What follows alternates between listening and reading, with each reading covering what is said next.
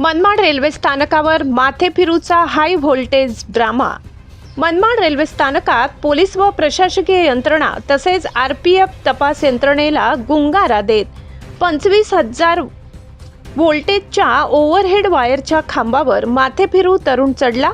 सुमारे 1.5 तास तो तेथे असल्याने यंत्रणेची एकच धावपळ उडाली। अखेर मनमाड स्थानकात या माथेफिरू तरुणाला रेल्वे कर्मचारी व वेंडर यांनी दोरी बांधून जबरदस्तीने खाली उतरवले व सर्वांनीच निश्वास सोडला।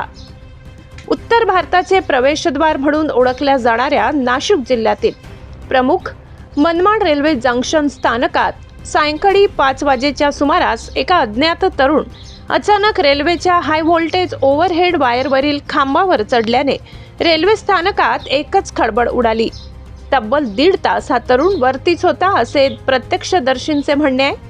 दरम्यान रेल्वे प्रशासनाचे कर्मचारी आणि स्थानकातील वेंडर व रेल्वेचे यातायात मदत पथक यांनी घटनेची दखल घेत माथेफिरू तरुणाला चक्क दोऱ्याने बांधून सुखरूपपणे खाली उतरवले।